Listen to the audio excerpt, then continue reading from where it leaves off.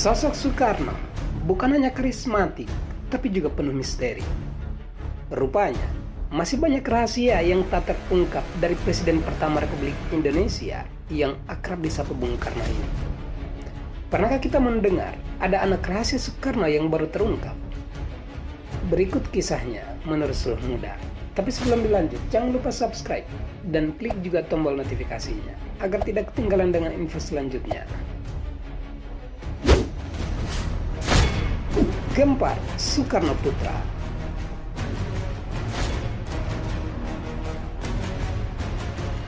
Baru-baru ini, seorang pemuda bernama Charles Christopher mengaku sebagai anak Soekarno yang disembunyikan selama 40 tahun. Charles adalah anak dari Cece Langelo yang kabarnya dinikahkan Bung Karno pada tahun 1957 di Manado secara Islam. Pernikahan ini kemudian dikaruniai anak pada tahun 1958. Namun, entah mengapa, Charles atau yang dikenal Gempar ini baru diberitahu ibunya setelah 40 tahun bahwa ia adalah anak Soekarno. Cerita ini bermula pada Mei 1998 ketika iklim politik Indonesia memanas dan pemerintahan Soeharto memasuki senja. Cece Langelo melihat sosok wajah yang amat dikenalnya di antara para demonstran yang menduduki gedung DPR MPR.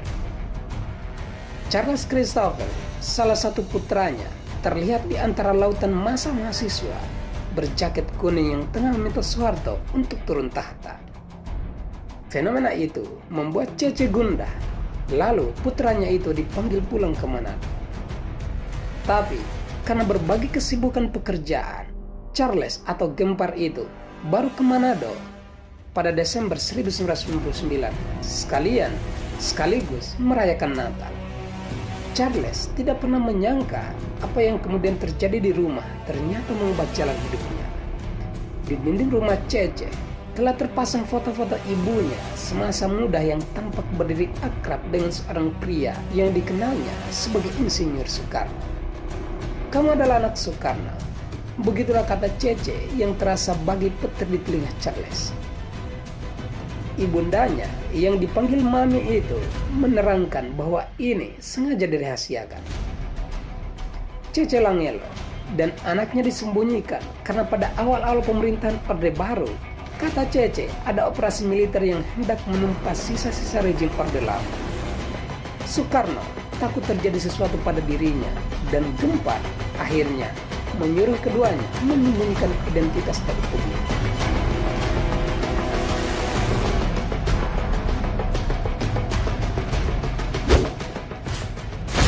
Tes DNA.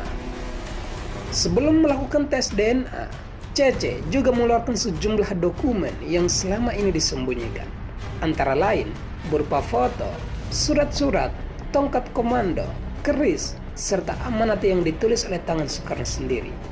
Dalam amanat itu tertulis permintaan agar anak yang dilahirkan pada 13 Januari 1958 itu, kelak pada saatnya ia sudah dewasa berpolitik, dinamai Muhammad Fathahillah Gempar Soekarno Putra, kutitipkan bangsa dan negara kepadanya.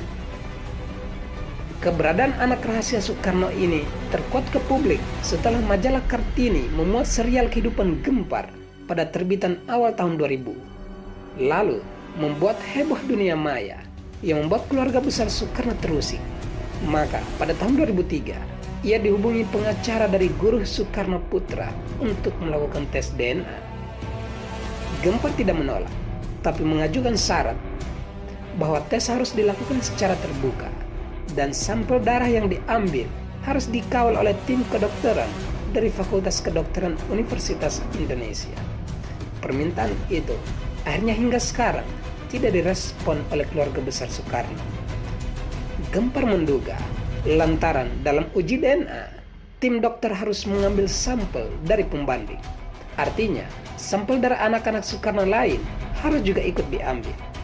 Tentu, bisa kita bayangkan betapa sulitnya mengumpulkan anak-anak dari keluarga besar Soekarno yang sebagian besar merupakan tokoh-tokoh politik nasional.